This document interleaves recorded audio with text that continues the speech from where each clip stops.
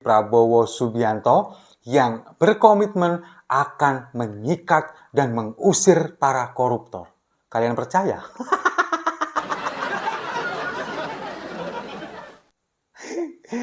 Ya, itu pernyataan ini disampaikan Prabowo di sela-sela kampanyenya.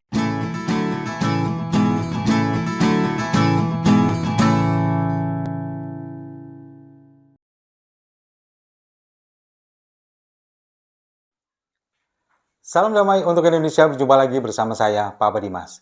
Info kali ini datangnya dari Prabowo Subianto yang berkomitmen akan menyikat dan mengusir para koruptor.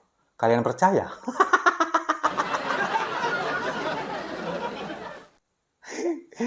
Ya, itu pernyataan ini disampaikan Prabowo di sela-sela kampanyenya. Tapi sebelum kita bahas lebih lanjut, kita saksikan dulu cuplikan videonya berikut ini. Hei maling-maling, hei koruptor-koruptor, Prabowo tidak pernah akan gentar menghadapi kalian.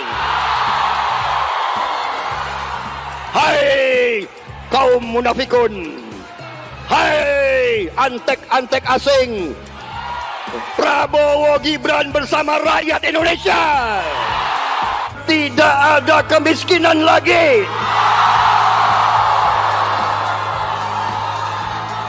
Negara di mana koruptor akan kita usir. Negara di mana kekayaan yang begitu besar yang diberikan oleh Yang Maha Kuasa kepada kita semua, kekayaan itu akan dijaga, akan diurus, akan dikelola untuk sebesar-besarnya kemakmuran rakyat. Coba sekarang, mana mungkin kita-kita ini pada percaya, kecuali para pendukungnya. Karena apa? Karena apa yang disampaikan, ini pada kenyataannya nggak sesuai dengan faktanya. Karena kalau kita tahu, para ketua umum partai dan kepala daerah, lalu kemudian juga menteri yang ada di barisan Prabowo Subianto, ini mereka adalah orang-orang yang terlibat kasus korupsi. Meskipun beberapa baru dugaan, baru ada pemeriksaan. Tapi kalau misalkan ini nanti ternyata benar dan orang-orang ini terlibat, terus Prabowo mau ngapain? Mau ngusir mereka? Buyar dong koalisi.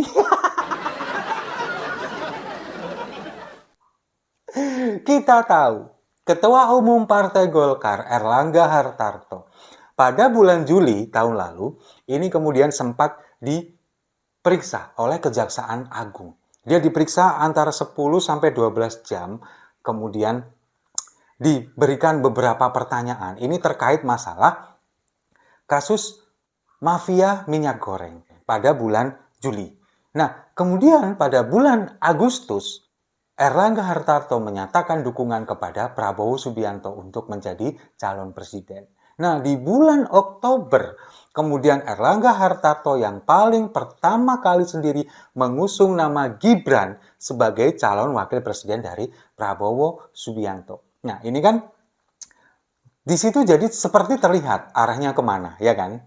Nah, kemudian ada Ketua Umum Partai Amanat Nasional atau PAN, Zulkifli Hasan. Nah, Zulhas, ini ketika bulan Oktober tahun lalu, kantornya juga digeledah oleh Kejaksaan Agung. Ini terkait masalah dugaan penyalahgunaan wewenang impor gula antara tahun 2015 sampai tahun 2023. Meskipun sampai sekarang kasus ini belum terselesaikan. Kemudian Zulhas ini dari PAN, ini kemudian menyatakan deklarasi dukungan kepada Prabowo Subianto untuk menjadi calon presiden. Padahal sebelumnya, sebelum ada pemeriksaan dari Kejaksaan Agung ini, kita tahu bahwa PAN ini lagi mesra dengan PDI Perjuangan dan P3 pada waktu itu.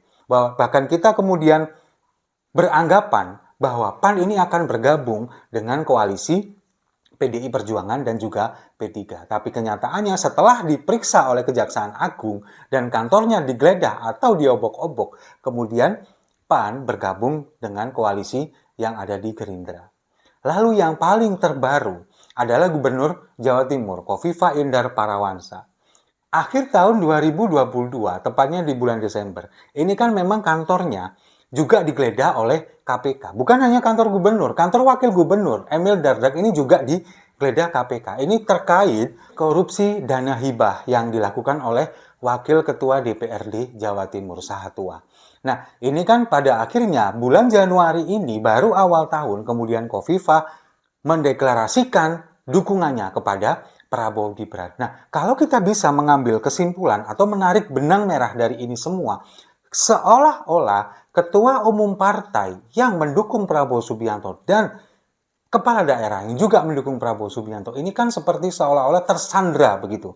Jadi mereka yang pada waktu itu punya kasus hukum kemudian terkait dengan KPK dan juga Kejaksaan Agung terkait masalah korupsi dan suap dan beberapa kasus gratifikasi, ini seolah-olah tersandra dan sepertinya ada pemaksaan kalau misalkan kamu nggak mau mendukung Prabowo Subianto, maka kasusmu akan kita lanjutkan dan kamu dipastikan akan dijebloskan ke penjara. Kan yang kita tangkap seperti itu, seolah-olah seperti itu.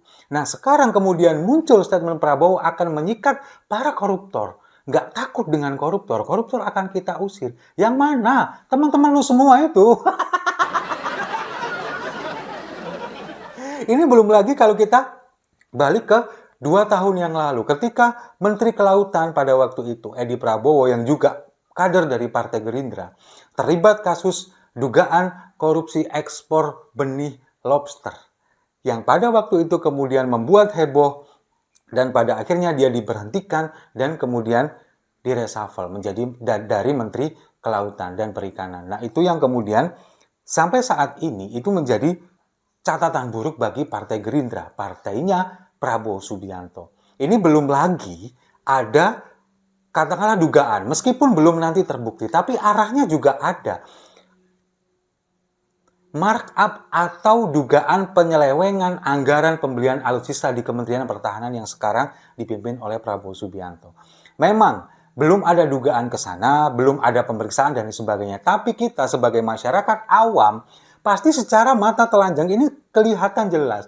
Pembelian pesawat jet tempur Mirage 2005 yang dulu akan dihibahkan oleh pemerintah Qatar, tetapi kita tidak mau karena biaya perawatannya yang mahal, sekarang justru malah dibeli dengan harga 12 triliun rupiah. Meskipun pada akhirnya dibatalkan, bahasa halusnya sih ditunda.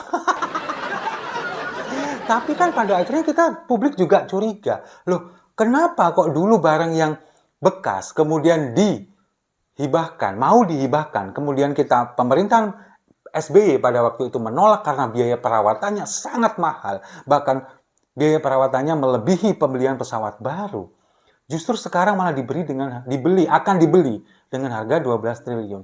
Nah, ini kan juga menimbulkan kecurigaan publik, menimbulkan kecurigaan masyarakat bahwa ada dugaan di sana tentang markup, kemudian ada penyelewengan anggaran kementerian, lalu kemudian banyak sekali dugaan korupsi dan lain sebagainya di sana dengan pembelian yang tidak masuk akal itu.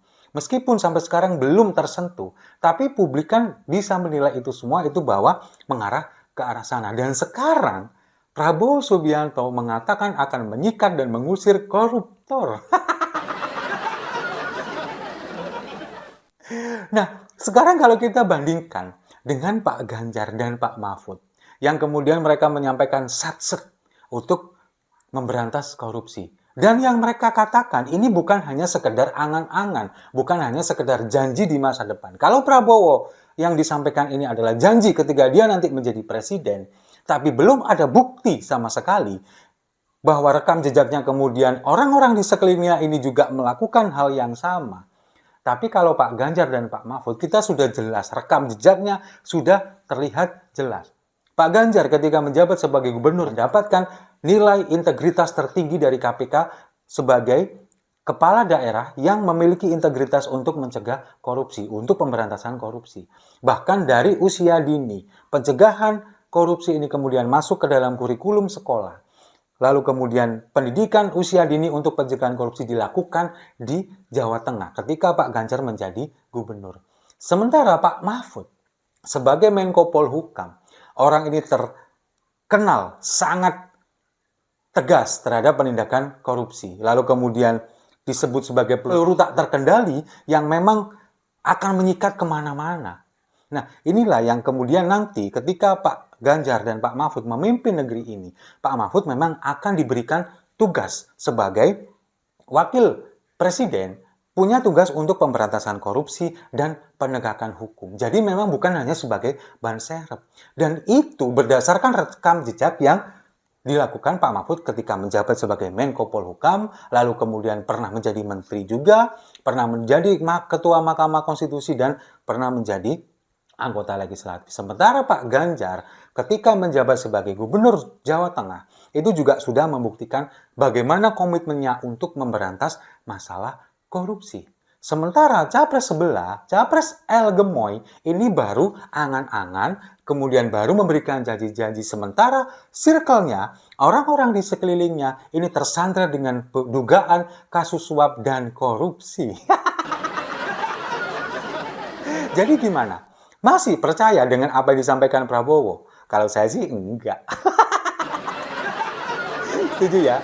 Kalau setuju, mari kita minum kopinya sama-sama untuk capres yang mau sikat koruptor. Padahal, sudahlah. Saya rasa itu. Terima kasih sudah menyimak. Jangan lupa like, komen, dan subscribe. Sampai jumpa di video-video saya selanjutnya. Taat pada Tuhan, patuh pada hukum, setia pada rakyat.